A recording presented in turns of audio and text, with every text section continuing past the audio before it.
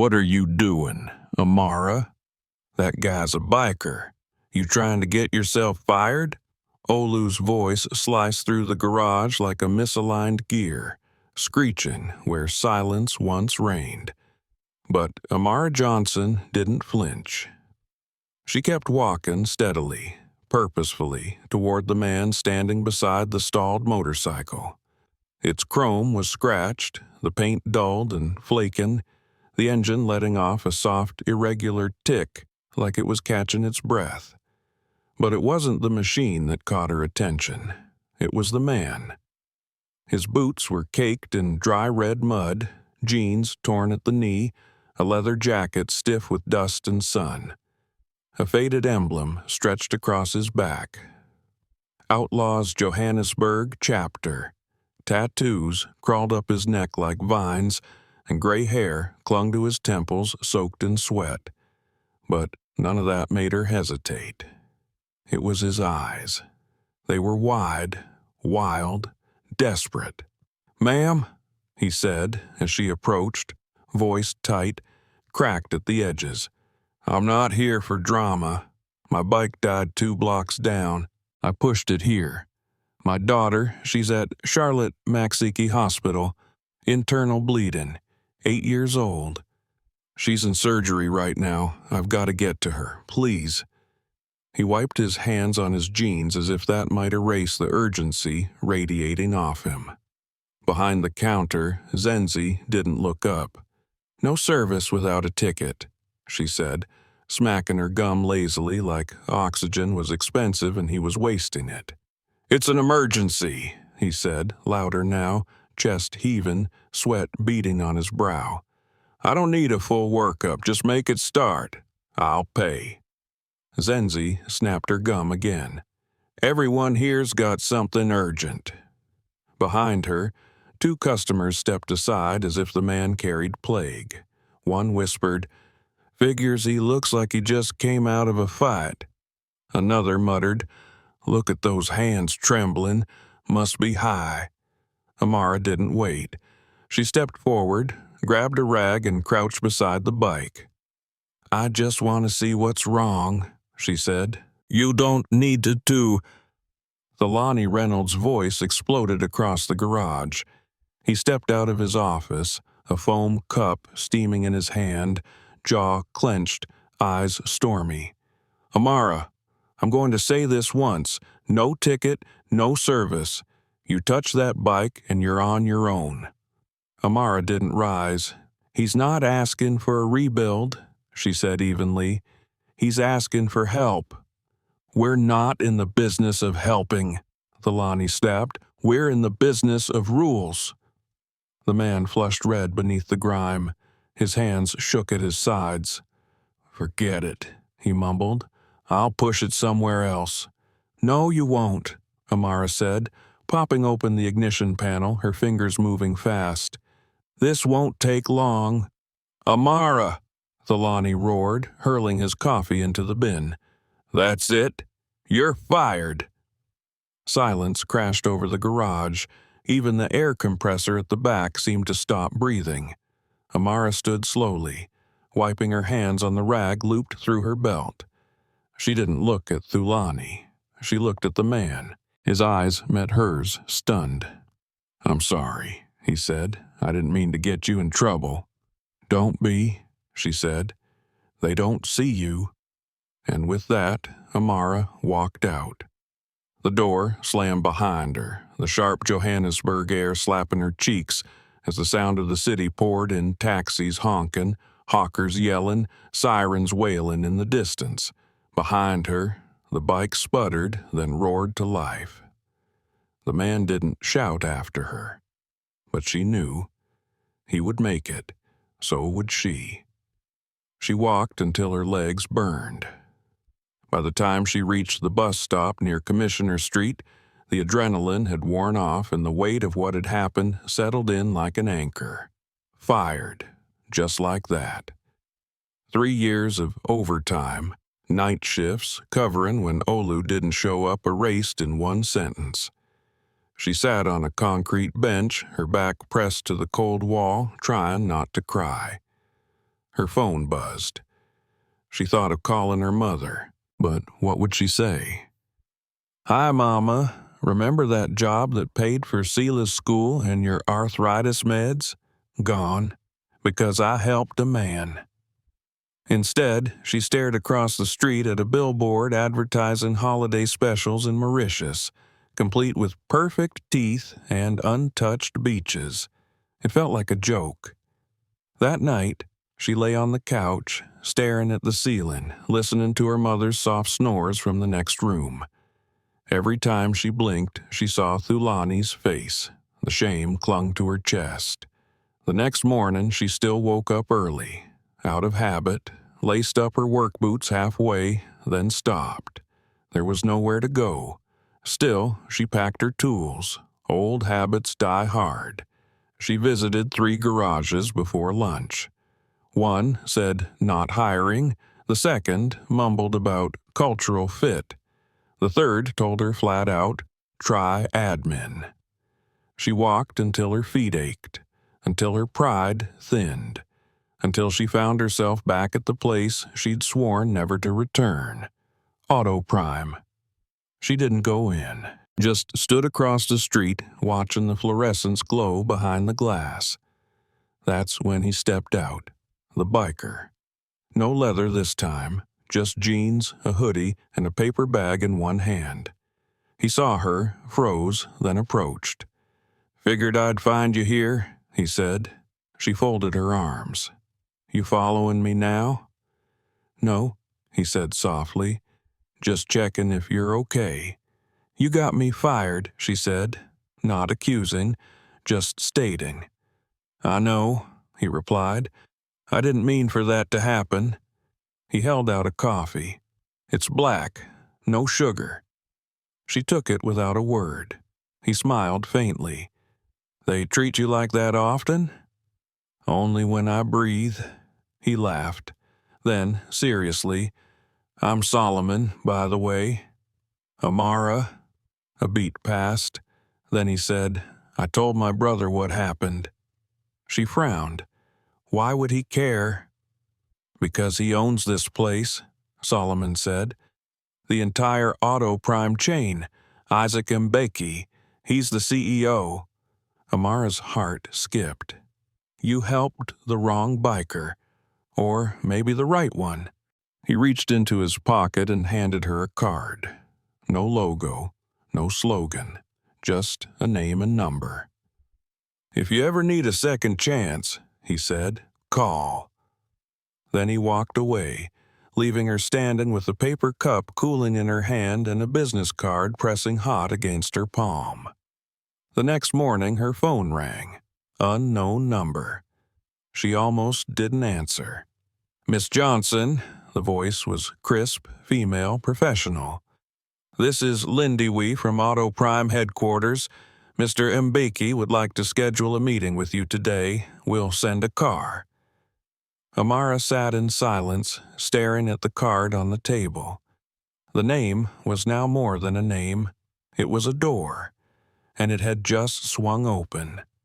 The building in Sandton looked like ambition carved from glass and chrome. Auto Prime's corporate tower shimmered under the morning sun, tall enough to catch every reflection of the clouds and sharp enough to make anyone walking into it second-guess their worth. Amara stood outside its revolving doors in her best jeans, a clean navy sweater, and the same grease-scuffed boots she had worn the day she got fired. They still smelled like engine oil and defiance. Inside, the air was too cold and too filtered. The receptionist smiled too politely and handed her a visitor's badge with the same efficiency someone might hand out a receipt. "18th floor," she said. "They're expecting you." The elevator ride was longer than it needed to be. Her reflection bounced back at her from the mirrored walls.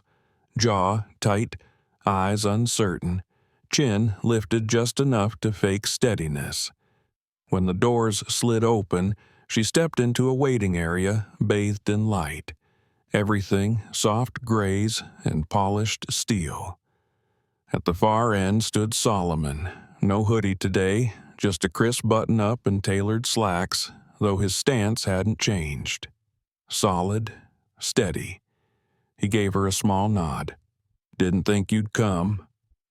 "I almost didn't," she replied. "Still glad you did." He led her to a conference room that was larger than the entire garage she'd worked in. At the head of the table stood a tall black man in his 50s, clean-shaven, his dark suit immaculate, a watch glinting like it had somewhere important to be. "Miss Johnson," he said, "I'm Isaac Mbeki, CEO of Auto Prime."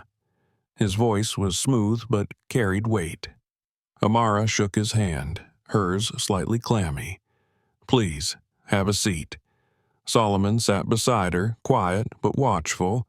Isaac folded his hands in front of him. "I've heard a lot about you these past 48 hours. I'd like to hear it from you. No filters, no reports, just what happened." Amara hesitated, then inhaled. She told him everything. The man who came in desperate, the silence in the room. Zenzi chewing gum like boredom was a sport, Olu's scoffing, Thulani's voice slicing through it all, and the moment she knelt beside the bike anyway. Isaac didn't interrupt, only clenched his jaw once when she quoted Thulani directly. When she finished, the room fell into a long silence. Amara's voice was lower when she added, "I'm not here asking for my job back. I just thought someone ought to know how your name gets used on the ground." Isaac nodded slowly. "You didn't light up social media. You didn't drag us. That's rare." "I didn't want attention," Amara said. "I wanted things to work better for the next girl who walks in." Solomon smiled faintly. Isaac leaned back in his chair. "Solomon is my older brother. He helped build Auto Prime when it was just one shop in Soweto, before the franchise, before the board." He paused, then continued. "I reviewed your record. You have the highest customer satisfaction in the Johannesburg branch. Not a single complaint. You worked holidays, took the worst shifts, trained the techs who now outrank you, and you were fired for helping someone in distress." He opened a folder, placed it in front of her. "Thulani Reynolds was terminated this morning, effective immediately." Amara blinked. "Wait, what?" "We're offering you a promotion. Lead technician at your branch. Full benefits. 15% raise. Final say on hires and standards. The floor will be yours." Amara stared at the folder, her name printed neatly at the top. "Why me?" she asked quietly. Isaac's reply was calm and certain. "Because you already lead. Because we want someone who doesn't wait for permission to do what's right." She stared at the paper, then looked up. "I need a minute." "Take all the time you need," he said. But she didn't. She nodded. "Yes." This time, when she walked out of the tower, the sun didn't feel like judgment. It felt like clarity. She boarded a taxi back to the Bronx of Johannesburg with the folder pressed to her side like something sacred. When she got home, her mother was on the stoop, knitting slowly, glasses perched at the end of her nose. "Well," she asked without looking up. "They offered me more than the job back," Amara said. Her mother raised an eyebrow. "How much more?" "A title, a raise, control, and they fired Thulani." Her mother let out a long breath and set the knitting aside. "Good. That man's mouth was poison."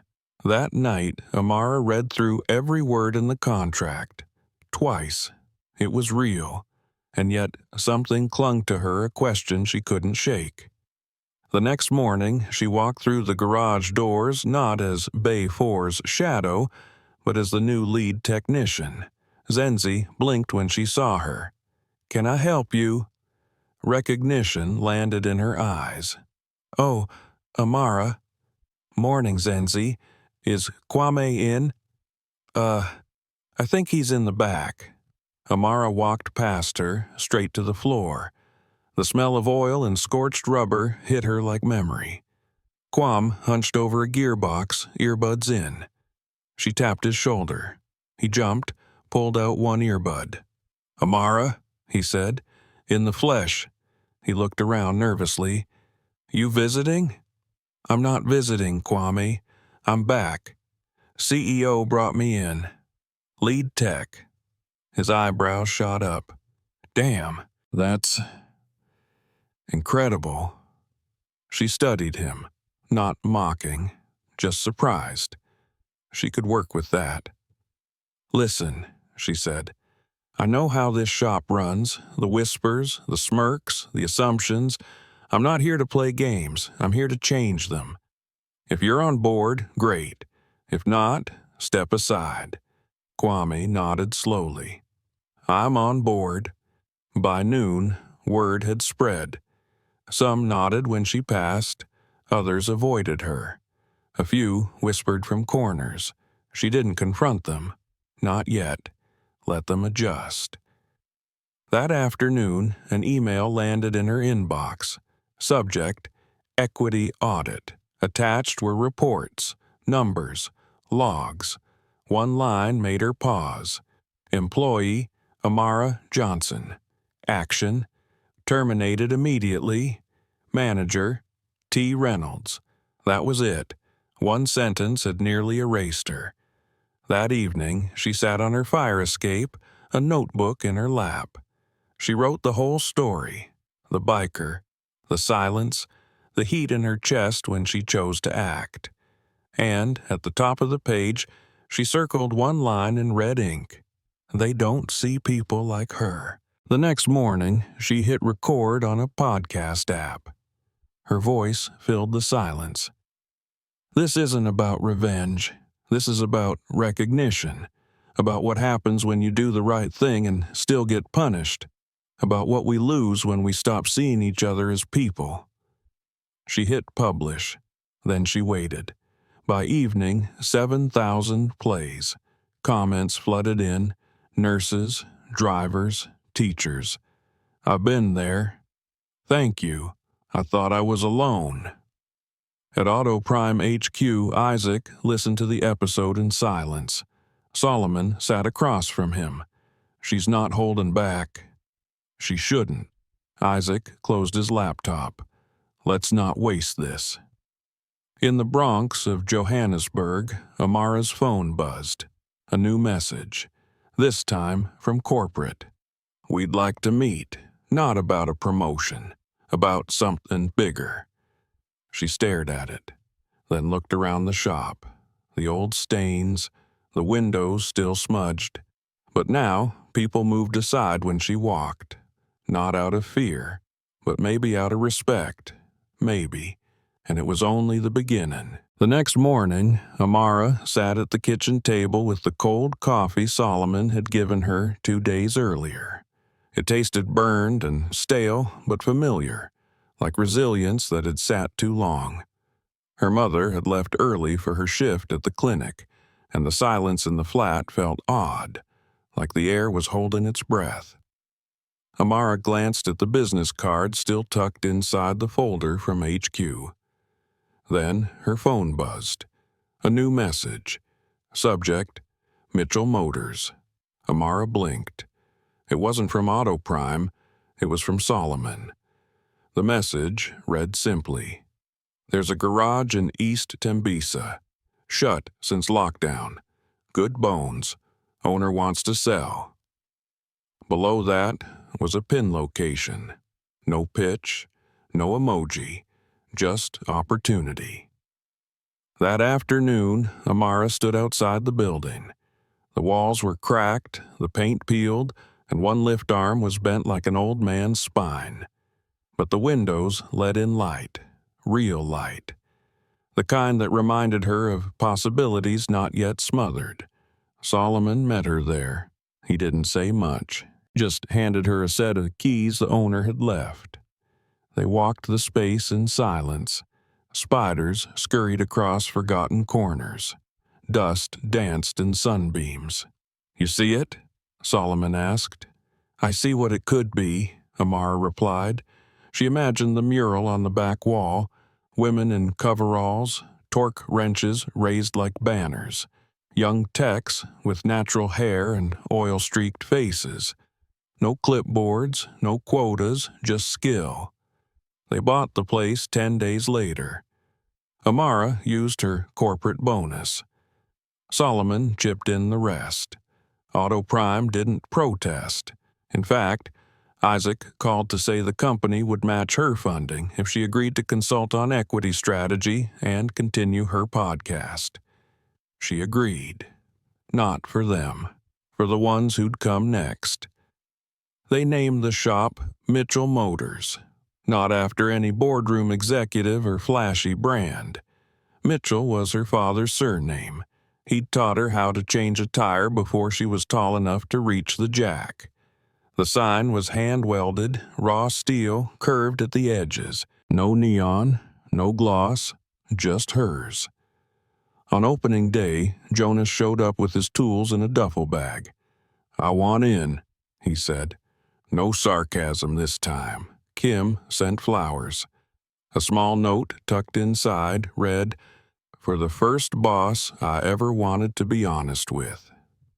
That afternoon, Amara stood in front of a crowd of neighbors, old co-workers, and a local news team. She wore her coveralls, fresh, but still bearing the smell of work. "This isn't just a garage," she said. "It's a workshop for possibility. A place where doing the right thing won't cost you your job. A place where people are seen for what they contribute, not what they look like." The applause was warm. But it was the silence afterward that meant more. That quiet pause where people weren't just clapping, they were understanding. A week later, a young girl named Tessa came by with her older brother. She was maybe 12, maybe younger, all elbows and curiosity. She hovered near the tool rack, wide-eyed. Amara caught her staring. "You want to try?" she asked, holding out a torque wrench. Tessa's eyes lit up like a switch had been flipped. Her brother chuckled. "She's been obsessed with engines since she could crawl." Amara knelt beside her, placed the wrench in her hands. "Don't let anyone tell you your hands weren't made for this." Later that evening, Amara sat on the curb outside the shop, watching the streetlight illuminate the Mitchell Motors sign. The words weren't printed. They were carved. Permanent, not performative. The next morning, she was under a Corolla when someone knocked on the wall. She slid out. It was Isaac. He was in jeans and a t-shirt, holding a box of donuts like an apology. "Didn't expect you," she said. Not coldly, just fact. "Didn't expect myself either," he said. "Figured I should see it." He watched Tessa in the corner, carefully organizing sockets. "She reminds me of you. Sharp, quiet, watching everything." Amara didn't look up. "She reminds me of what I didn't have, a place to be messy, to learn, to be seen." Isaac nodded. "I came to say sorry, not for firing you. That was protocol, but for taking too long to realize protocol was the problem." She didn't answer right away. Her eyes wandered to an old poster she had salvaged from the garage's back closet. Rosie the Riveter, but someone had drawn over her arm with grease to make it a mechanic's sleeve. Beneath, in messy writing, someone had scrawled, "We still can." Isaac followed her gaze. "You could do more," Amara said. "Push for pay audits, transparent hiring, real pipelines." He smiled faintly. "You sound like someone who should be on our board." She raised an eyebrow. "I'm not for sale." "No," he said, "but your voice is worth amplifying." He placed the donut box on the bench and left. Inside was a small envelope. No check, no offer, just a note. Sometimes leadership means getting out of the way. That night, Amara walked the shop alone. She touched each bay, each bench, each dented tool cart. She paused at Bay 3, where her father's old wrench hung on the wall. It still had his initials etched near the grip. She placed her hand over it and whispered, "I built it, Daddy, and I didn't do it alone." The next day brought rain. Hard, Johannesburg-style rain that filled gutters and soaked through boots. Still, a small crowd gathered outside. Reporters, 2 city council members, and, stepping out of a police-escorted SUV, the city's commissioner for vocational equity, Shondayanda Price. She shook off her coat and strode into the garage like it was a campaign stage. "I heard this is where dignity gets rebuilt with socket wrenches," she said, extending her hand. Amara took it, stunned. "We just fix cars." "No," Shondanda said. "You fixed a system." Cameras flashed, and then the announcement came. The city would launch a partnership program called Hands Forward. Grants, support, training for women-led mechanical businesses. Mitchell Motors would be the flagship site. Amara's knees felt like jelly. After the press left, she sat on a milk crate with a soda in hand. Tessa came out with another. "You really going to teach all those girls?" she asked. "If they're ready to work," Amara replied. "You think I could run my own shop one day?" "If you want it," Amara said. "I'll help make sure no one takes it from you." Tessa beamed. The rain slowed. The shop echoed with laughter and clanging tools. Something in the air had shifted. Amara didn't need to be the loudest voice anymore. She had built something louder than noise. She had built permanence. And for the first time, she didn't feel like she was proving anything. She felt like she was passing something on. It was nearly dusk when the last customer rolled out of Mitchell Motors, the engine's hum fading into the chorus of Johannesburg traffic. The air inside still held the scent of motor oil, warm vinyl, and the faint, stubborn sweetness of the donuts Isaac had left behind. Amara sat at her small desk in the back office, her legs aching from a full day on the floor, her hands still dusted with grease. In front of her was a stack of resumes, some printed, some handwritten, each carrying a name she didn't yet know but already cared about. Names like Lindiwe, Komotso, and Precious, all women applying to apprentice under her, all seeking a door that had once been locked to people like them. She ran her fingers over the pages, half smiling at the nervous ink and bold ambitions. The door creaked open. Solomon leaned against the frame, knuckles scarred from years under hoods, holding 2 paper cups of steaming coffee like peace offerings. "You looked like someone who could use this," he said, placing one in front of her. She took it wordlessly and inhaled. It was bitter, but grounding. He sat across from her, shifting slightly in the cracked vinyl chair. "You know," he began, "back when you first walked into Auto Prime, I didn't think you'd last a week." She didn't look up. "I know." He chuckled once, then grew serious. "But then I watched you rebuild a carburetor like it was a damn puzzle. Calm, precise, no ego, just focus. I've been wrong about a lot of people, Amara, but I'm glad I was wrong about you." She finally met his gaze. There was no pride in it, just weight, the kind that came from carrying regret for too long. "I didn't want to take over," she said quietly. "I just wanted to belong somewhere." Solomon nodded. "You didn't take over? You built something the rest of us had forgotten we needed." Outside, the shop lights flickered on one by one, casting a soft amber glow across the bay floors. Tessa was still wiping down tools near Bay 1, laughing with another apprentice. They were young, loud, and full of the kind of energy Amara once thought she'd left behind. Her phone buzzed on the desk. A new message. This one from Shondanda Price's office. The mayor's office has approved the expansion. You're scheduled to speak at City Hall next Thursday. Amara stared at the words. City Hall. It felt like another world, another lifetime. She wasn't even sure she had the right kind of clothes for that kind of room. You ever get scared? She asked Solomon suddenly. He raised an eyebrow. You think I got these white hairs from restful sleep?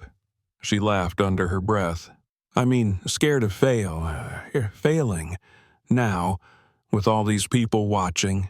He leaned forward. Always. But that's how you know it matters. That Thursday, Amara stood at the center of the City Hall chamber, the lights overhead making her blazer stick to her back. The room was packed. Reporters lined the walls. Community leaders sat in the front rows. And near the middle, she spotted Tessa, legs swinging nervously, and Solomon beside her, wearing a collared shirt that looked like it had been ironed under protest. Isaac stood in the back, hands clasped behind his back, silent but unmistakably present. Amara stepped up to the mic. Her voice was calm, but her hands were tight around the podium. I'm not a politician, she began. I'm a mechanic. My hands know pistons better than microphones, but I know what it feels like to be ignored, to be underestimated. And I know how powerful it is when someone finally looks at you and says, I see you. Her voice caught slightly, but she didn't stop. We don't fix broken systems with speeches. We fix them by giving people the tools, the time, and the trust to build something better. That's what Mitchell Motors became. Not just a place to repair cars, a place to repair dignity. The applause that followed wasn't wild. It was steady, deep, the kind that wrapped around her like validation that needed no translation. After the chamber emptied, a woman approached her in silence. Elderly, strong hands, work-worn and weathered. My granddaughter wants to be a welder, she said softly. She didn't think she could, then she read about you. Amara blinked. Her throat tightened. Tell her she can come by the shop any time. We'll find her a place. That night, Amara returned to the garage. Everyone had gone home. The bays were still. She unlocked her locker and pulled out a small dented tin. Inside were notes, scraps, a spark plug someone once gave her with the words, I see you now, scratched into the base. She ran her thumb over it. Then she lit a lamp, sat in the same corner she once used to clean tools as an apprentice, and opened a new notebook. On the first page, she wrote a title in all caps, How to Build a Garage That Sees People. The next morning brought no fanfare, just the usual grind, oil, torque, sweat, but everything felt different. A young woman named Nomusa joined as the new apprentice. Tessa showed her how to grip a wrench properly. Jonas adjusted the hoist without complaint. And even Kim, who now worked part-time as the admin, set down a tray with coffee for everyone before Amara even had to ask. That afternoon, Amara recorded a new podcast episode. She called it Silence Isn't Safety. She told the story of that day in the Bronx garage, the moment no one spoke, no one acted, and how it almost broke her. She ended it with a line that made even her pause. I didn't scream, I didn't protest, I just fixed the bike, and they erased me for it. So this episode isn't a lesson, it's a mirror, for anyone who saw it happen and said nothing. That night, she received hundreds of messages. One stood out.